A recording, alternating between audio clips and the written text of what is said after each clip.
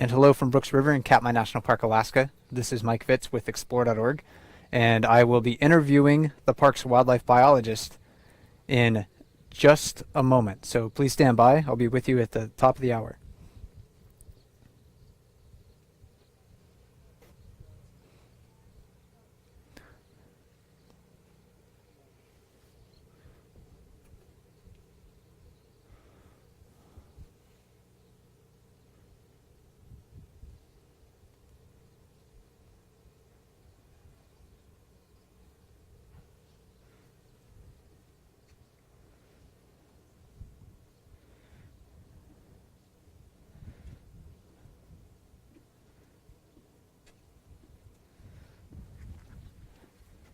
Welcome back.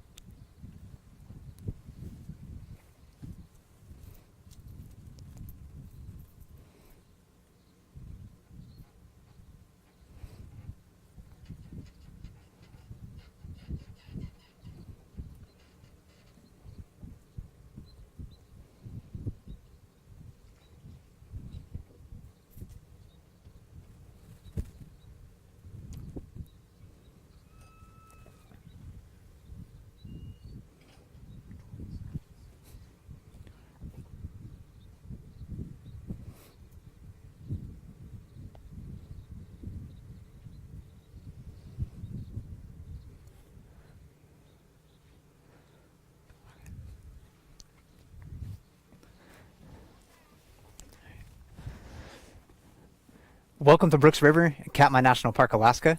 My name is Mike Fitz, and I am a fellow with Explore.org and the Bear Cams this year.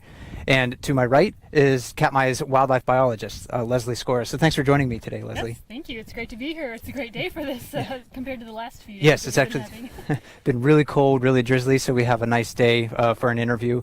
We're standing on an elevated wildlife viewing platform at the mouth of Brooks River, and Leslie has, for a number of years, been very involved in the park's bear monitoring program here at Brooks River. So we're going to, for the first part of our chat this afternoon, I'm going to interview Leslie, ask her some basic questions to give you an understanding of what that research is like, how she conducts it, and how it's important to not only park managers, but maybe you on the cams as well. And then afterwards, we're going to try to take your questions.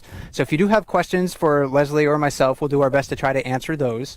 And if you're watching on Facebook Live, just make sure you go to explore.org onto the live chat channel, and you'll find a comment section at the bottom of the screen. And you can post your question in there, and then one of the helpful moderators from explore.org will be sending those questions to us. So we can try to answer those questions just a little bit later on. But yeah, really great day to be outside. We hopefully we'll see some bears in the background. I'm not, there's been a few wandering in and out today, so maybe we'll take an opportunity to observe those as well. And if you're not familiar with this location, again, this is down at the mouth of Brooks River. You may be more familiar with some of the cameras up at Brooks Falls, and that's also one of the places where you'll conduct your research. Maybe we should just kind of get into that. Talk a lot about the bear monitoring program, because I have found it to be extraordinarily helpful in understanding a little bit about the bear's life history. Especially when I first started here, I had very little understanding of brown bear behavior or biology, and then I started just kind of flipping through some of the books over the years that past bear monitors had come up with, and I was like, boy, this is some fascinating stuff. And now we're learning even more about the animals on an individual level. So could you just tell us a little bit about the bear monitoring program and how long you've been conducting it? Sure. So I came to Katmai National Park in 2013 and was the bear monitoring research technician, so it involved collecting the data.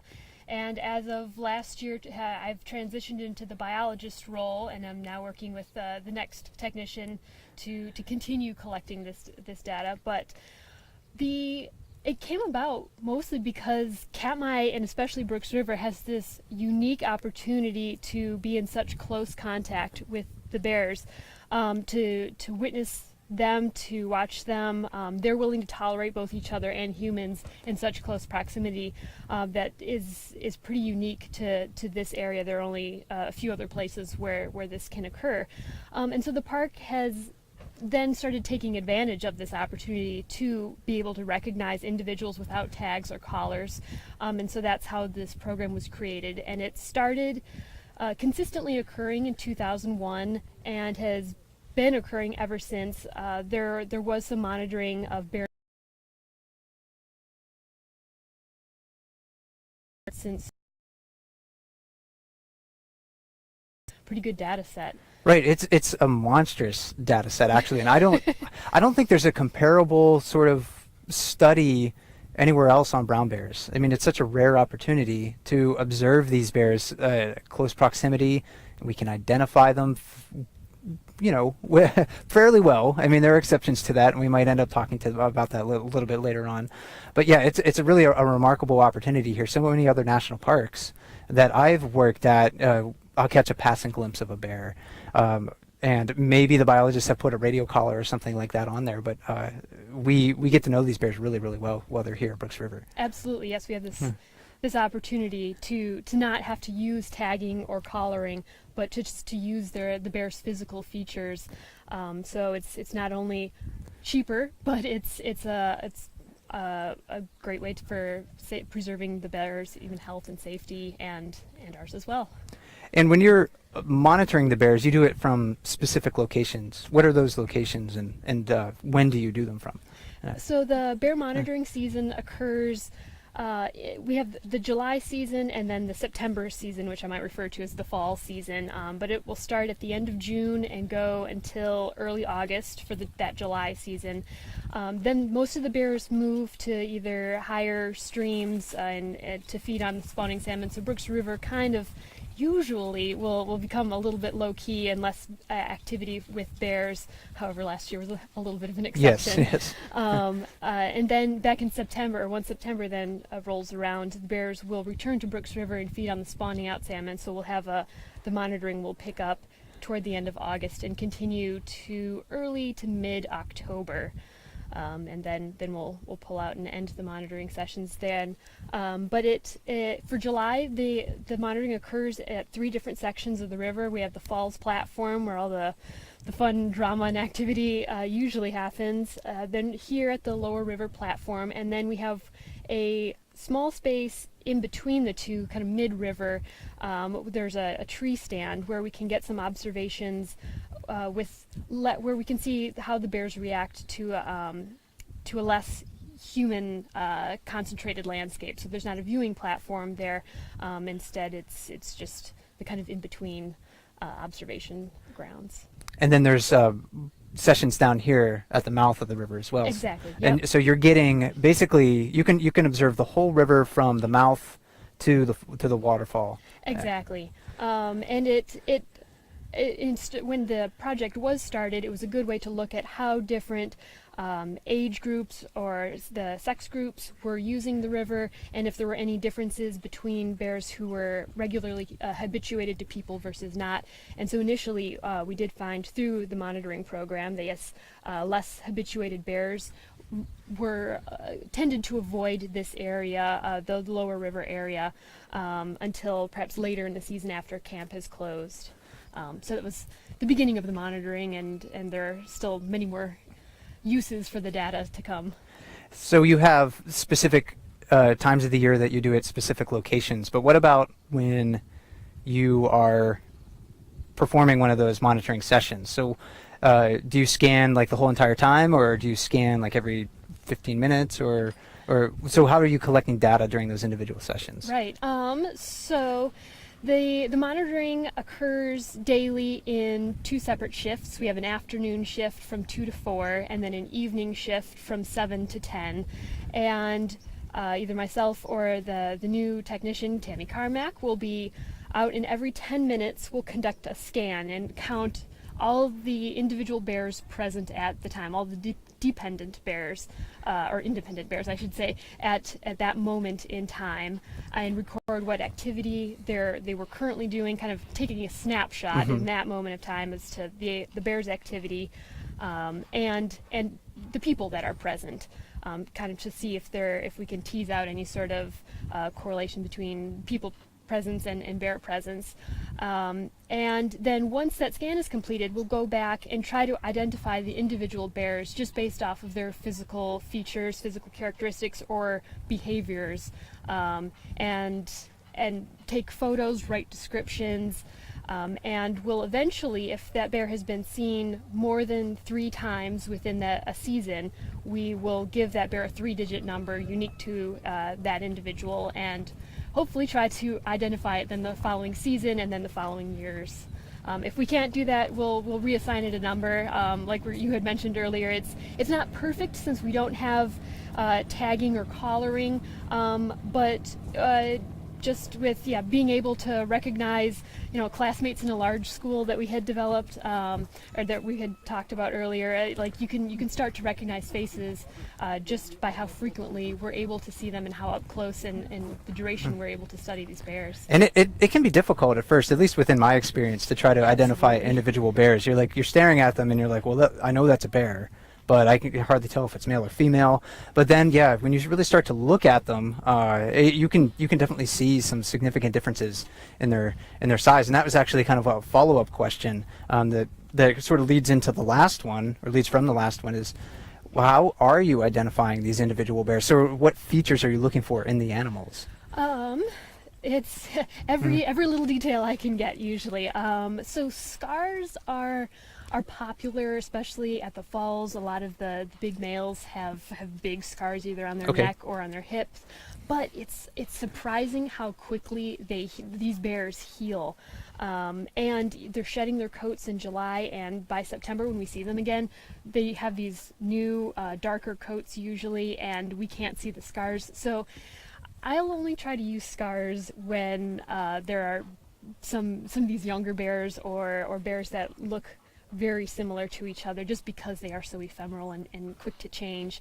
Otherwise, coat color, lighter bears versus darker bears, the contrast of their ear color, so facial features can be great, because often these bears are swimming around like you might see behind us, and you can only see the top of their face when they come up for water.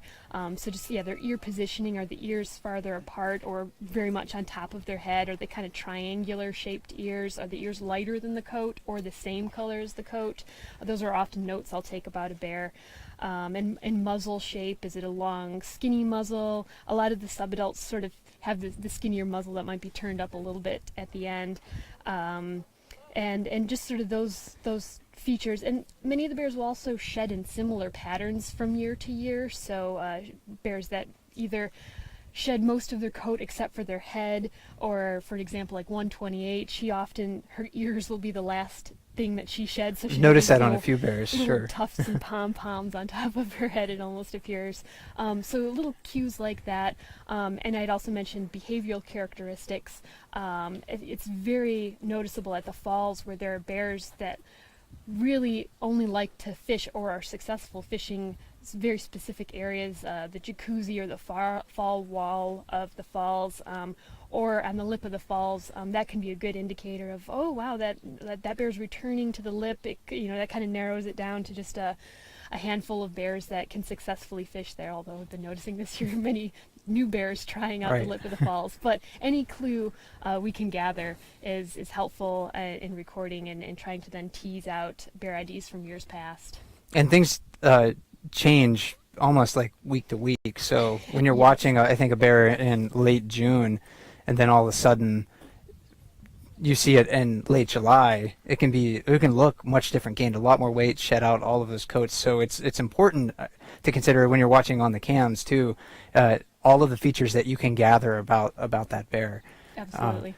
And you mentioned like you do your absolute best to try to identify these bears, and you're counting independent bears, but you're not counting cubs, correct? Correct. Most of that it's sometimes a little too hard to identify individual cubs. Survival is also not not very high with cubs, so we usually just call that a family group. We'll record the sow, the female's number, and record how many cubs she has, how old they are, whether they're spring cubs from that year or yearling cubs or even 2-year-olds. And we will try to identify whether her cubs are male and female, try to get photos of them, and maybe note some distinct features of lighter versus darker cubs, because once that cub becomes an independent bear, then it'll help every little note we've taken on it before. And once it becomes independent, then it will receive a number. And as far as new numbering goes, each year we start with a different hundreds section of, like last year we numbered bears in the 800s, and this year will be the 900s. So any new bears or bears we can't recognize from years past will assign the next available 900 something number. So stay tuned on what's to come. Yes, and do stay tuned. It's probably not going to be something that we can provide the audience with right away. Exactly. It's probably at the earliest, probably in the fall, maybe November, maybe not. It depends on staff workload and how many bears there were too. Because it does take you a lot of time sometimes to go through the data carefully and make sure that you're just not assigning new numbers to known bears. You really want to make sure that you're matching them up. Absolutely. So yeah, each of those monitoring sessions, if we have an unknown bear, we have a written description and photos taken. So then each session we have those questionable bears. You have to go through all of your photos and kind of play that matchup or memory game of was this the same bear or not, and do I feel confident enough in that decision to call it a separate bear. And that's why it does help that we only count bears that we've seen at least 3 times. Therefore, we're not assigning more numbers than are necessary. And these would just be regular users. These bears are regular users of Brooks River.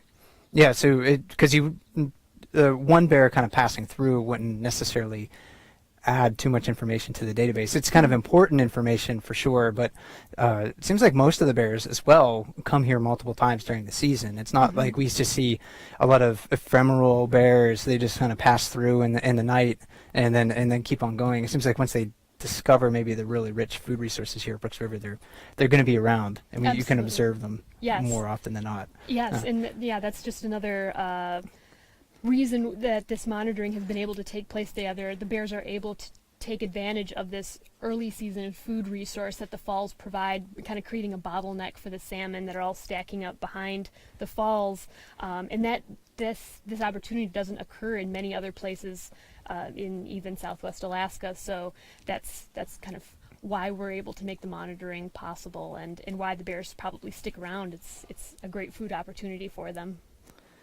And when you've collected this data for a couple, almost coming up on a couple decades right now, how important is this information for the managers of the park itself? So how can they use this to help better protect the bears that are here?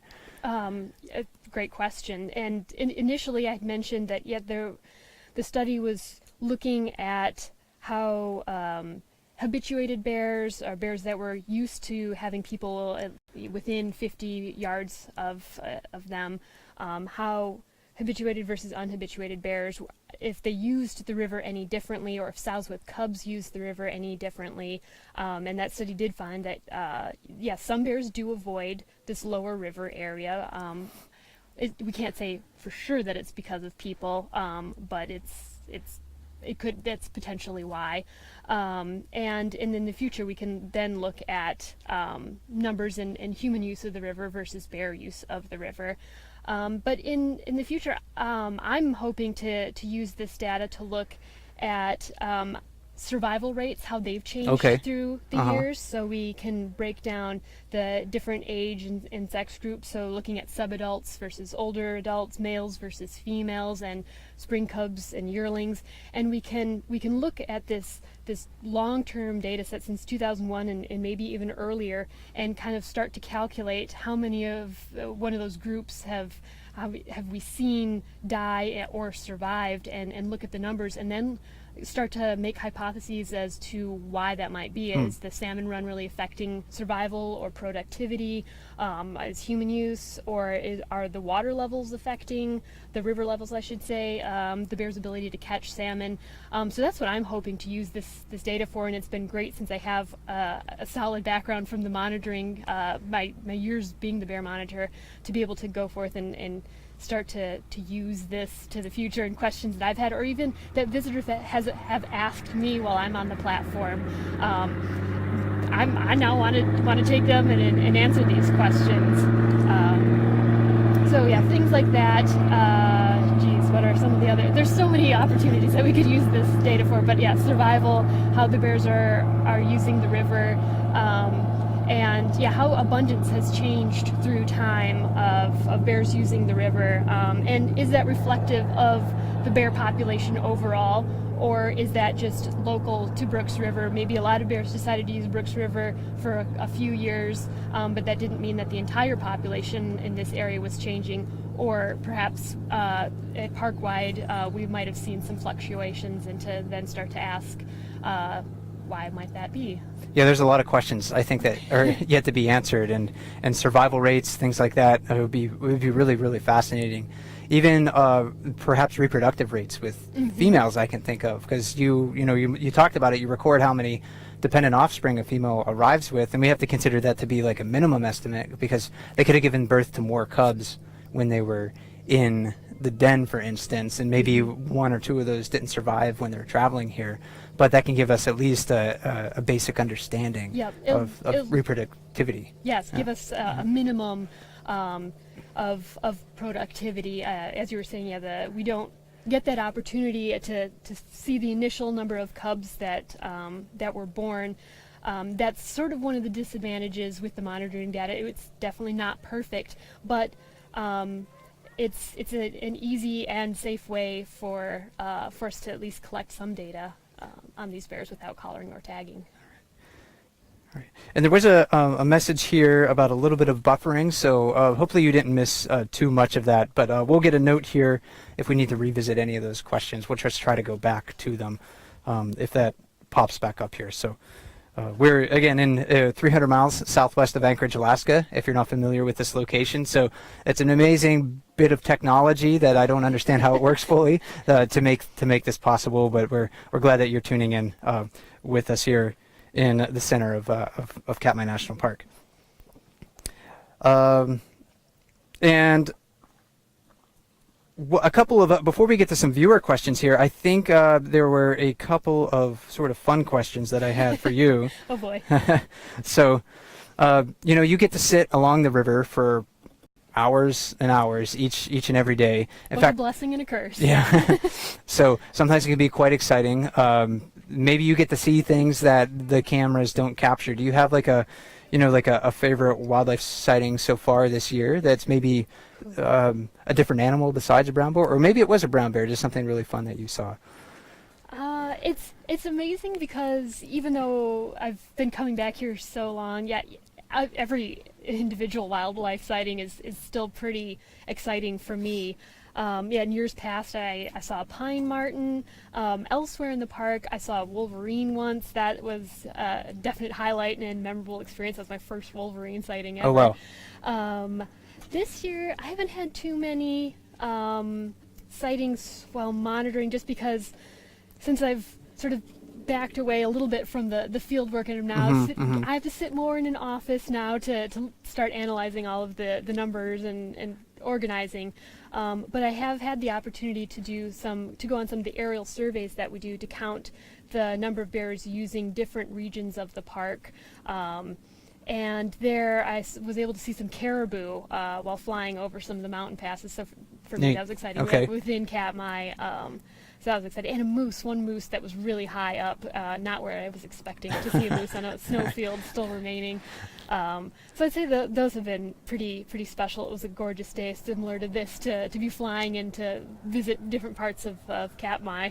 Yeah, this is a 4 million acre park. It's actually really hard for us to get to know much of it. We get to know the Brooks River pretty well because we're here, and there are facilities here that sort of help us to gain access to these different locations. But yeah, it's a big park, so it's pretty special to get to fly over and see some of those different landscapes and a lot of different animals that were here. Absolutely. In fact, I don't know if you heard, but the camera actually up on Dumpling saw a wolverine a couple of weeks ago. Nice. Yeah, just Ooh, kind a of couple bounding of by. Yeah. Oh, excellent. Yeah, so it's really fascinating for me when viewers are able to find those things as well, because prior to a couple of years ago, I think when we saw another wolverine on that camera, I didn't know that wolverines were on Dumpling Mountain. I mean, they're not really leaving a lot of sign for us, and we're not up there in the winter. Maybe it would be easier to track them. Right, So. they're quite elusive, so that's amazing, able to catch it on the webcam.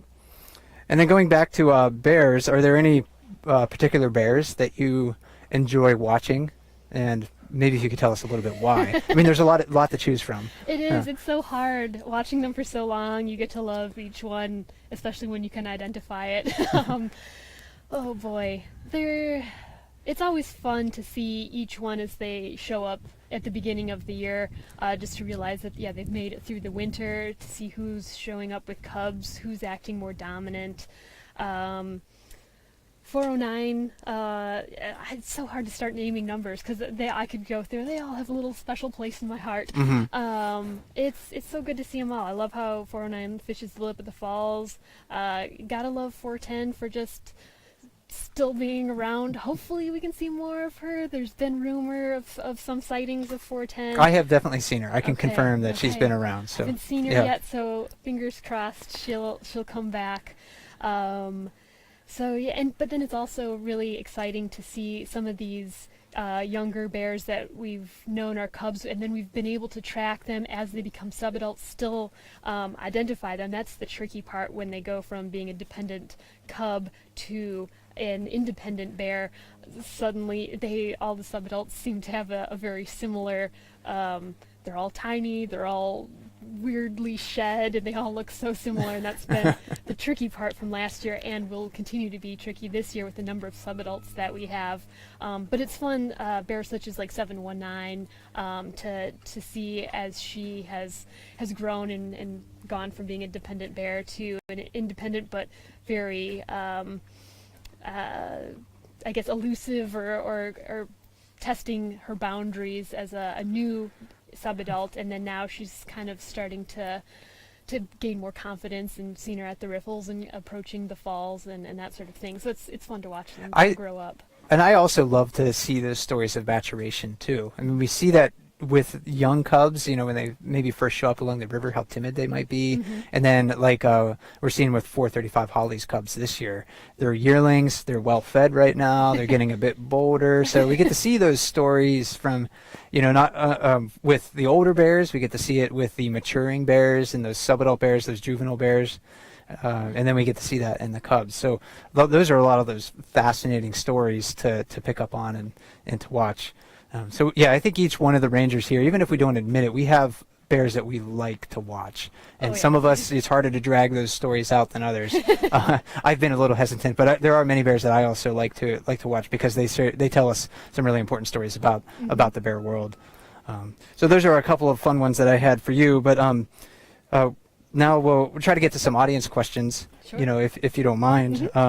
And again, if you're watching, my name is Mike Fitz. I am a fellow with Explore.org, and I'm standing here in the heart of Katmai National Park at Brooks River, and I'm interviewing Leslie Skora, who's the park's wildlife biologist. And if you have questions for her, just post those in the chat on the live chat channel on Explore.org. So if you're watching on Facebook Live or another location, please migrate over to Explore.org and post your question there, and we'll try to get through as many of those questions as possible. We may not know all the answers to these questions, but we'll try to speculate, and we'll let you know when we don't know.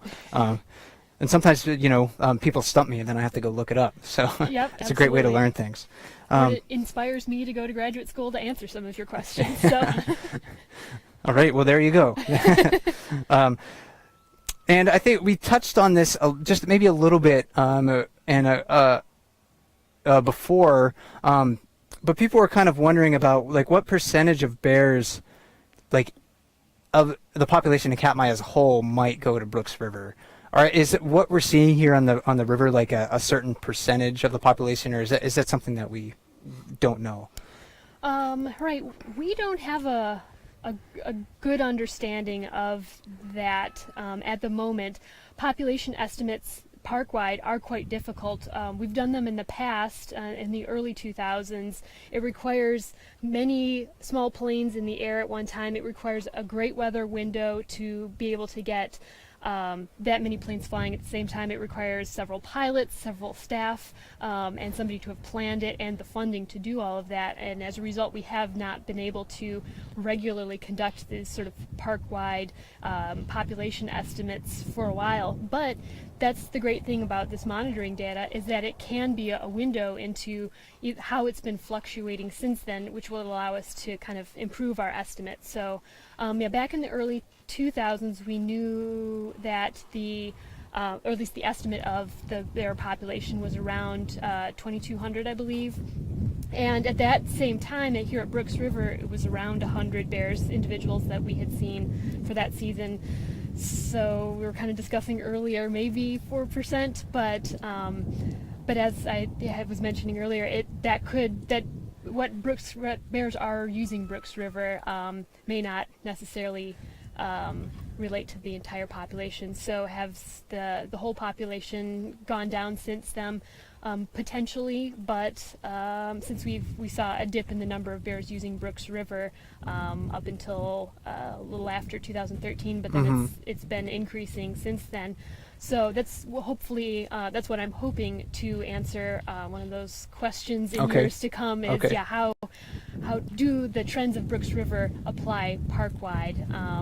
And can we answer that question without having to do one of those huge aerial surveys with multiple planes in the air? Can we just do it by kind of a weekly one plane in the air with the staff and funding that we have? Yeah, so I guess we don't really know.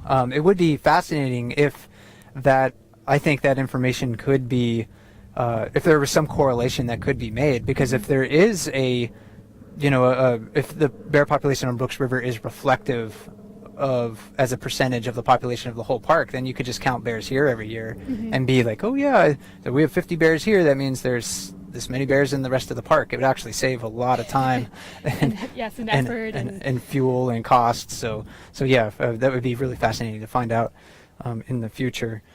This question is kind of about a couple of bears that maybe aren't seen on the cameras very much.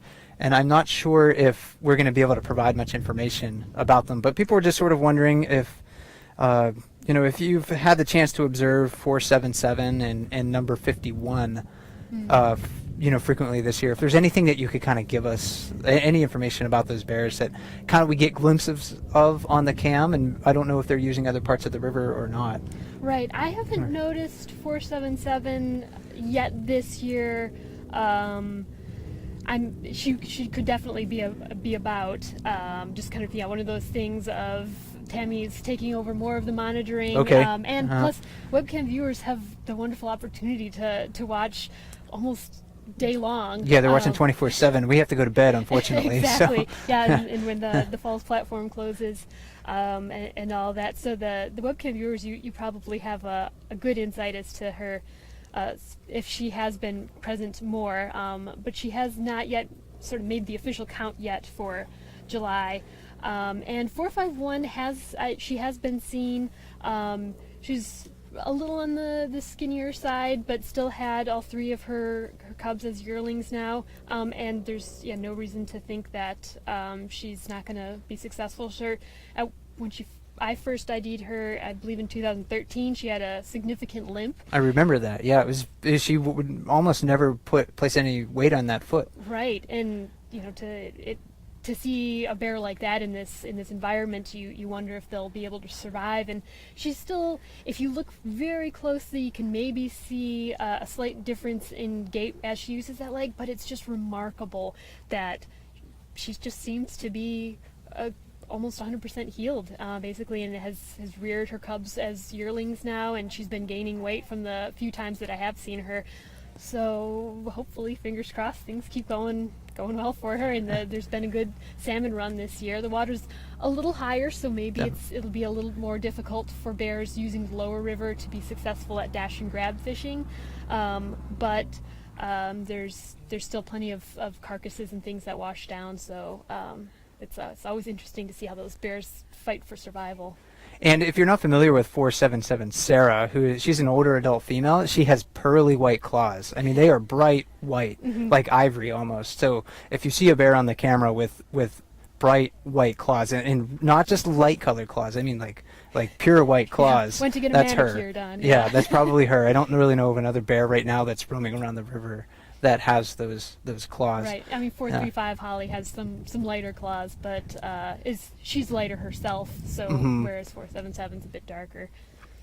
And then somebody's wondering if you miss being out on the platforms monitoring bears. I've noticed you up on the platforms when I, and kind of geeking out on bears, taking my own notes. So I suspect that maybe, you kind of miss the opportunity to watch the animals. I do. The good thing is, it's still very important that I can keep up on identifying bears, just in case Tammy does decide to leave and we need to hire a new technician, or I need to replace her for even if she goes out sick for a day. So I need to keep up with bear IDs, and so for that reason it's sort of delightful. I get to pick and choose where I want to go, and if it's really nasty nice. and Okay. slow out Okay. and there aren't any bears, I can say, oh, see you later, Tammy. I'm gonna go. That's the benefits of being a supervisor, right? Exactly. Pick and choose. And it also it means that on my own free time I'm more inclined to go bear viewing, whereas sometimes when it's your job to watch bears for at least 5 hours a day in the cold, wet weather, on your free time it's not always your favorite thing to do, because you need to have your clothes dry out at some point. Yep. So now if it's a great day and I know it's really active at the falls and I'm off work, I can go and still take notes and technically still kind of work, but it's so fun it's not really work. So I do miss it, but it's also really exciting to then start to play with some of these numbers, all this data that's been collected, and to start looking at trends and if we can answer some of these questions. So in a nutshell, yes, sometimes I do miss being out there, especially on the great weather days, but I'm still very much a part of it, and that helps to move it forward, make it meaningful. Yes. All right.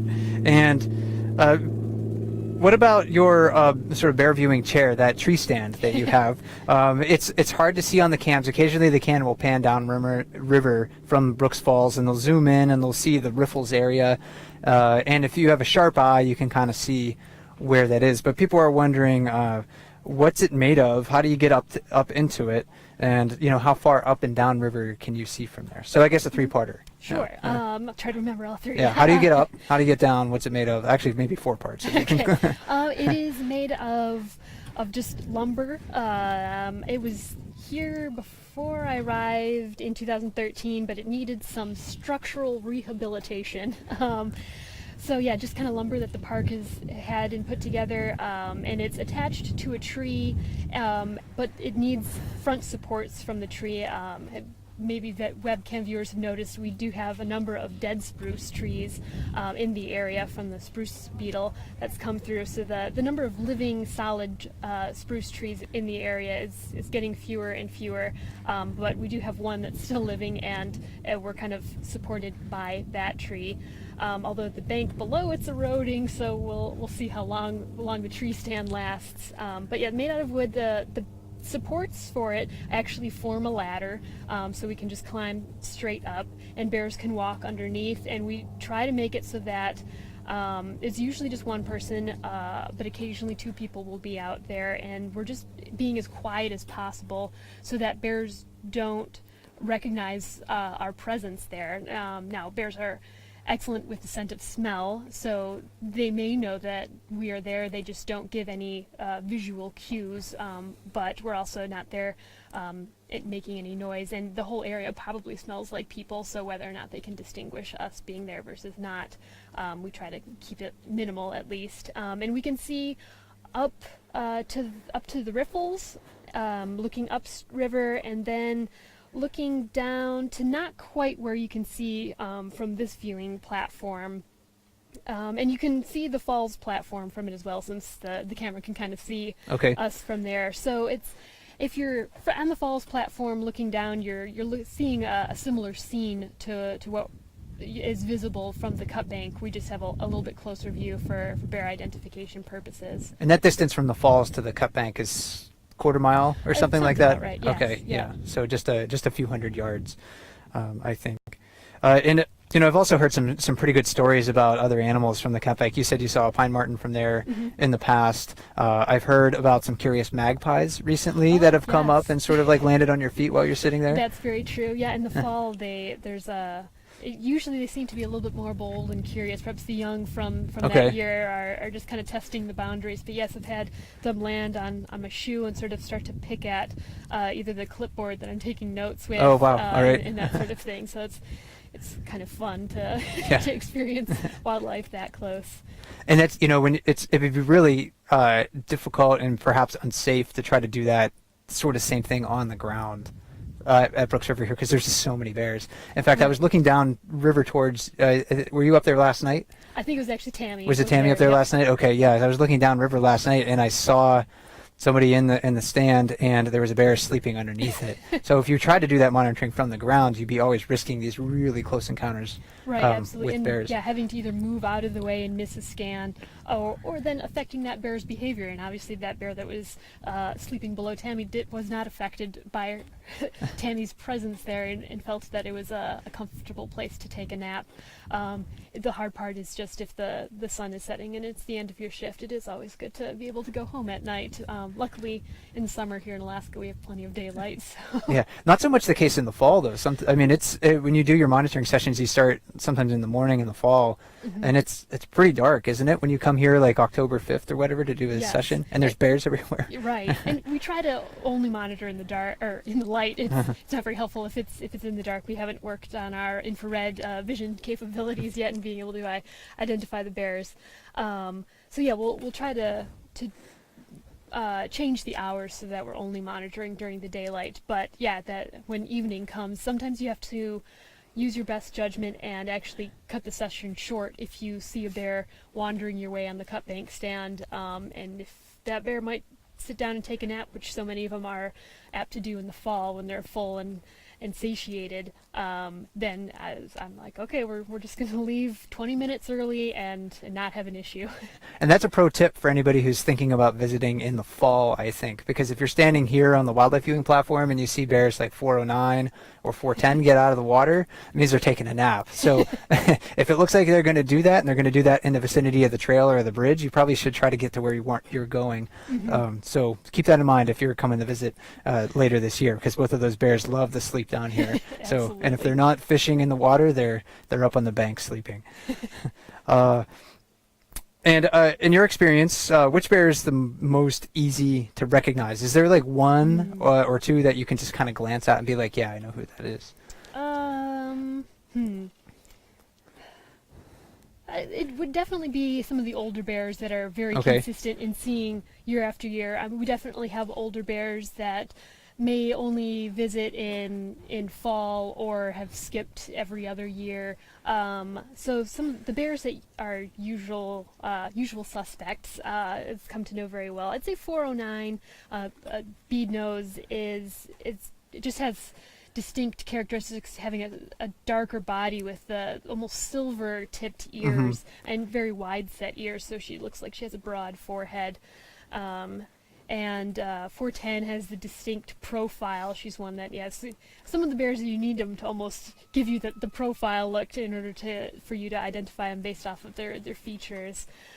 So those are two good ones that I can think of as of now. 435 Holly's got that sort of toasted marshmallow look to her that not too many bears have. But now that she's had several successful litters, like 719 has a very similar coat to her. Yeah, I was noticing that the other day. 719, her former offspring, looks a lot like a young Holly. So I think when they grow bigger, it's going to be a little confusing. We're going to have to stare at them a little bit more. Or like, yeah, senior and junior or something like that. So slightly mini Holly.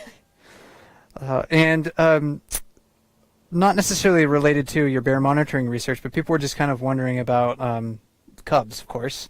And could you just explain a little bit about when bears are born and maybe the typical litter size?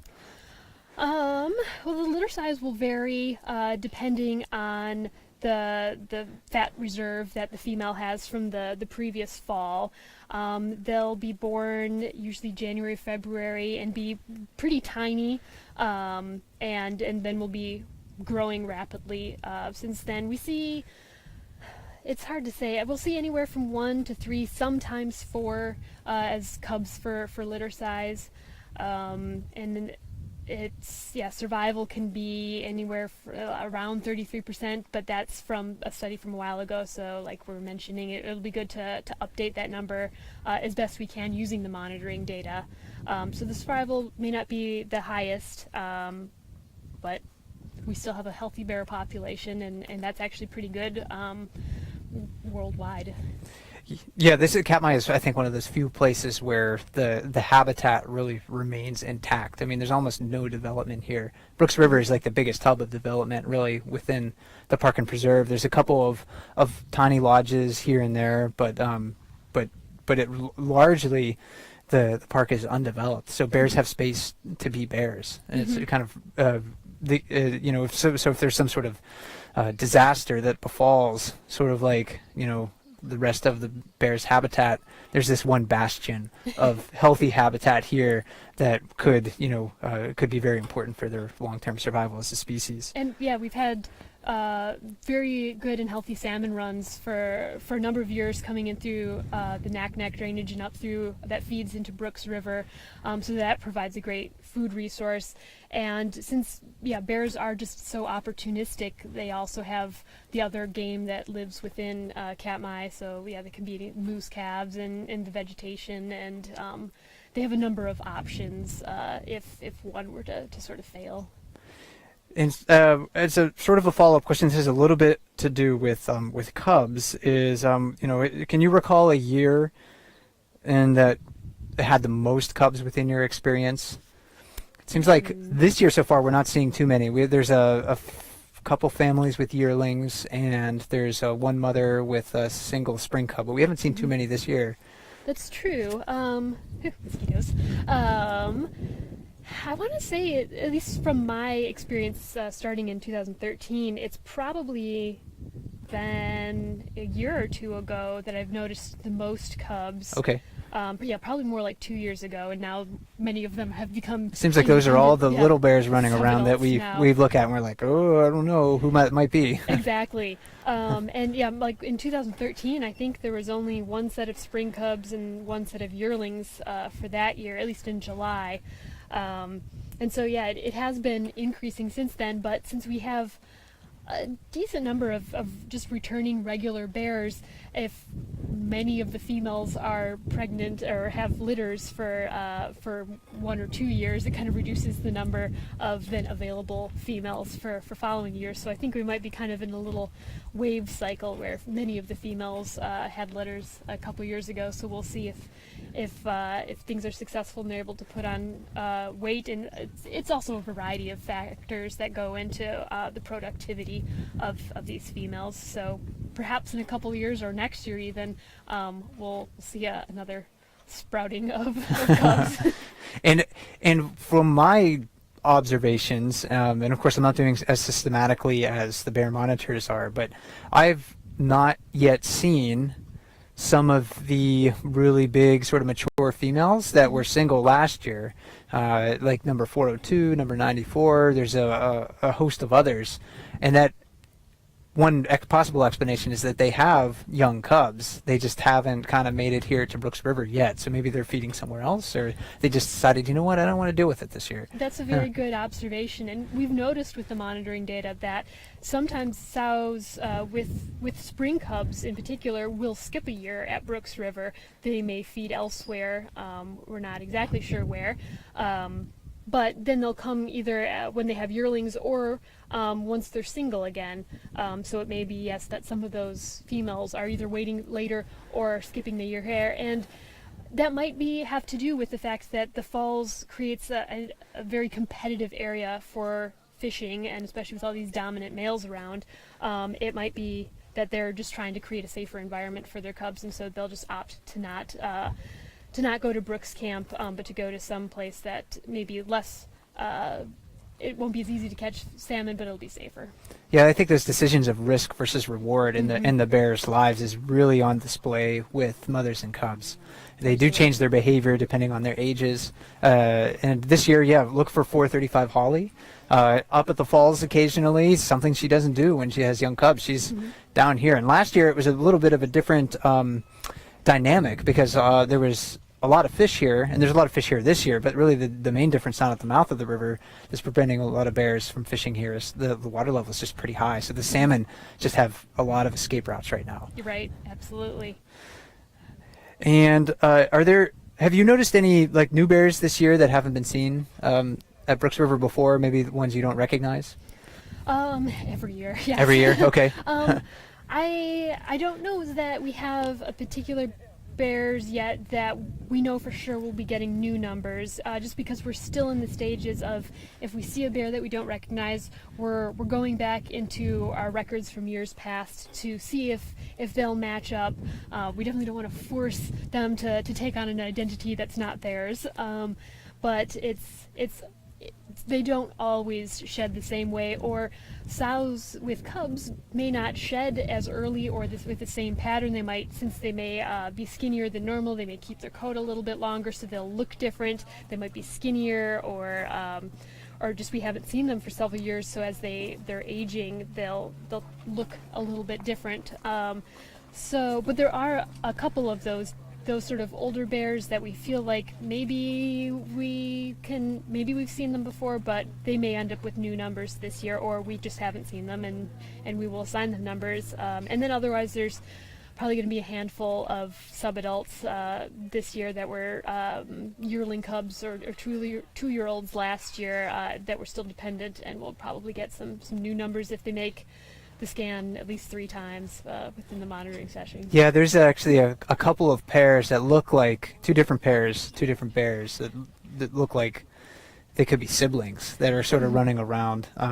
So those ones, if they're seen in enough monitoring sessions, probably will receive new numbers. So those would be a couple in the 900s this year. One bear that we saw a lot on the cameras in the past, especially when she had a young cub, was number 273. And I don't know if I've seen her. I don't know. And someone's wondering if you've seen her. Right. I don't think I've seen her either. Yes. So, and in talking with Tammy, I don't believe she has as well. So we'll see. Perhaps she has a spring cub. Maybe she's just found a different fishing spot for the summer season, or we'll see. They always keep us guessing.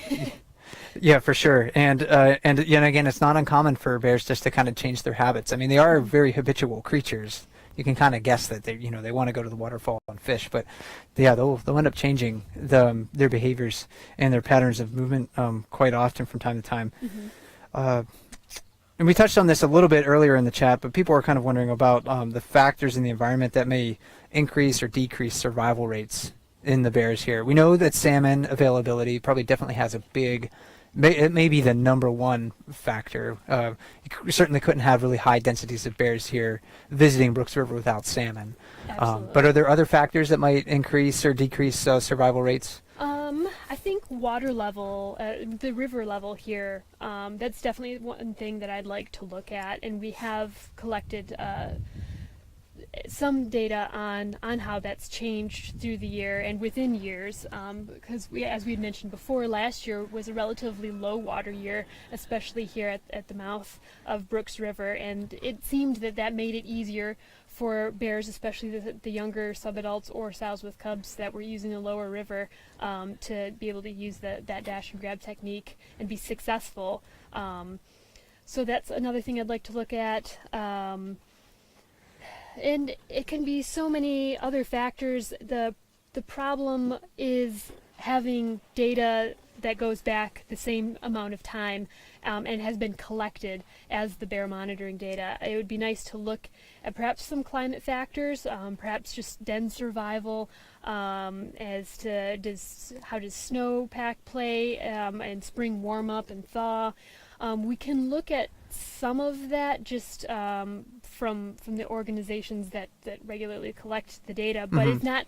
It won't be specific enough to say like Dumpling Mountain or Katolanat. We don't have data from that area specifically that Okay. can say like, okay, in our area. And as people who visited and live in Alaska know that the weather from here to the coast, or even from here to King Salmon, which is not very far away, it's basically a 15-minute flight on a tiny plane. It can vary tremendously. So without that detailed information, it's hard to look at climate and weather factors. But that's the great part of having this big data set. Will just be that as we can start collecting data that we hypothesize then could be affecting the bear numbers here, and we can start creating that data set and compare and contrast and look for trends that way. So It'll be the future. yeah, it'll be fascinating. So again, yeah, kind of stay tuned for those updates. And do you have a favorite location where you like to monitor bears from? Is it here, the Cut Bank, or the falls, or does it vary? It does vary. It's always fun at the falls in July just because of the activity. The Cut Bank is nice because it is quiet. It's a retreat, and you can sort of be alone with your thoughts, and that's sort of where I've come up with some of my ideas of I wonder why this is, and you can then go back to your office and start playing with some of the numbers. But then the lower platform in the fall is the place to be. I think it just has to vary on the season and my own mood. Sometimes me being an introvert, I like to have my alone time, so therefore the Cut Bank has a special place in my heart, but Falls has such great activity that it's hard to see the crowds of people on the Falls platform kind of oohing and eyeing and knowing that there's something really exciting going on there that I'm missing. Yeah, and it does. It sort of changes for me as well, depending on the season. I am jealous of your Cut Bank tree stand. But that's not some place that's really open to the public. That's definitely a location that we want to save for the bear monitors, and it's also an important place for bears that aren't very human habituated. Precisely, yeah. So those bears that just aren't used to the presence of people, maybe need a little bit more room. That's where they like to go and fish quite often, and that's probably the main reason I think biologists in the past chose that spot, right? Because it's one of those sort of in-between places that doesn't have as many people visiting. And then we can look at, if there are bears present and then a group of people perhaps walking the river comes up, what does that bear choose to do? Does it choose to leave then, or does it stay, and how it reacts? So that provides us useful information for managing in the future. And a couple of quick questions. Quick questions that maybe not have quick answers, but can you tell us a quick story? We have a few minutes left in the chat, but a story about a bear that was really difficult to identify and why. That's every year. Especially these years with the subadults. The subadults are very challenging, just because they're changing so rapidly. They're growing. They're sort of like teenagers in the human world, where they're just gonna, they're growing. They're gonna be putting on weight. They seem to all have the similar features of just being small, especially when there are so many. I can't remember the exact number from last year of the number of subadults that we had, but there were at least 10. And so when you have that many that are all wandering around of very similar age, and they seem to be a light brown color, and the skinny little muzzles, and all about the same size. Exactly. That makes it very difficult to distinguish between the groups of subadults. So then you're kind of just trying to look at other cues. Then I will rely heavily on scars, even if they're very small, but as long as they'll last more than a week.